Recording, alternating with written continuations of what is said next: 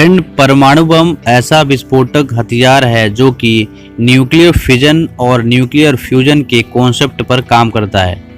इस तरह के हथियार भारी मात्रा में एनर्जी रिलीज करते हैं और इसलिए फ्रेंड ये ज़्यादा विनाशकारी होते हैं। सबसे पहले परमाणु बम का प्रयोग सेकेंड वर्ल्ड वार के दौरान हुआ था।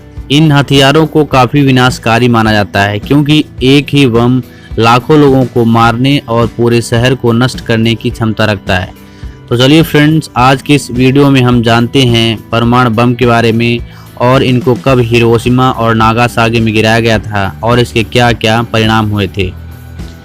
फ्रेंड, परमाणु बम में यूरेनियम या प्लूटोनियम के न्यूक्लियर फिजन से एनर्जी जनरेट होती है। इसके लिए परमाणु के न्यूक्लियस में न्यूट्रॉन से चोट किया जाता है जिससे बहुत बड़ी मात्रा में एनर्जी रिलीज होती है, जिसे हम न्यूक्लियर फिजन कहते हैं। हम सभी जानते हैं कि परमाणु बम इतना खतरनाक होता है कि अगर इसे कहीं गिरा दिया जाए तो दशकों तक जनजीवन का निशान नहीं रहेगा और पेड़ पौधे भी नहीं उग पाएंगे।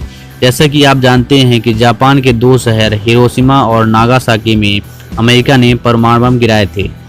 फ्रेंड, 6 अगस्त 1945 को अमेरिका ने जापान में अपना पहला परमाणु बम गिराया था और 3 दिन बाद 9 अगस्त 1945 को जापान का नागासाकी में अमेरिका ने अपना दूसरा परमाणु बम गिराया था।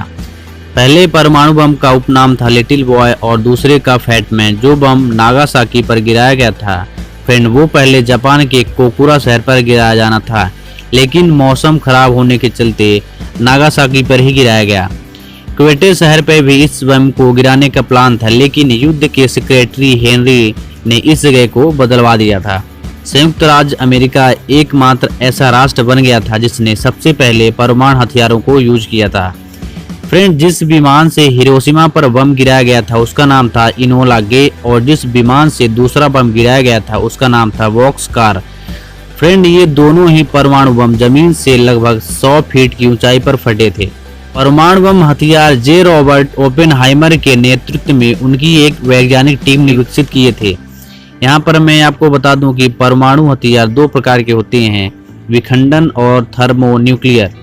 ऐसा कहा जाता है कि जब परमाणु बम को जापान के 2 शहरों में गिराया गया था तब 1,40,000 से ज़्यादा लोग हिरोशिमा में और लगभग 74,000 लोग नागासाकी में 1945 के अंत तक मारे गए थे और हजारों लोग उस बम के रेडिएशन से पीड़ित हो गए थे।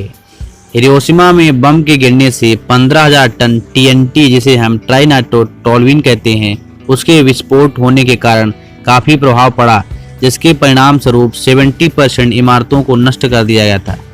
जब विस्फोट हुआ था तब 500 मीटर के भीतर 90% लोग 3 सप्ताह में गंभीर जलन या रेडिएशन की उच्च खुराक से ही मर गए थे। हिरोशिमा विस्फोट के दौरान बम विस्फोट की साइट के पास लगभग 3 लाख डिग्री सेल्सियस और लगभग 4,000 डिग्री सेल्सियस जमीन के नीचे होने का अनुमान लगाया गया था, यानी यह तापमान स्टील को पिघलाने के लिए पूरी तरह काफ़ी था। इस हमले से 1005 किलोमीटर प्रति घंटे की रफ्तार से आंधी चली थी और 10 वर्ग किलोमीटर में गहरे गड्ढे बन गए थे और 500 मीटर तक 19 टन पर स्क्वायर इंच का प्रेशर क्रिएट हुआ था, यानी किसी भी बिल्डिंग को हवा में उड़ाने के लिए काफ़ी था। हिरोशिमा के परमाणु बम विस्फोट के 1 महीने बाद एक साइक्लोन भी आया था, जिसके कारण शहर में लगभग 2000 लोगों की मौत हो गई थी। यहाँ पे मैं आपको बता दूं कि अमेरिका में लगभग 10% बिजली परमाणु बम से ही बनी होती है। न्यू मैक्सिको में एक परमाणु बम संग्रहालय है। इसका मिशन परमाणु इतिहास और विज्ञान के लिए अमेरिका के संसाधन के रूप में काम करना है। प्रतिवर्ष केवल 12 घंटे के लिए इस संग्रहालय को खोला जाता है और 1950 के दशक में लास वेगास को मिस परमाणु बम का ताज भी पहनाया गया था।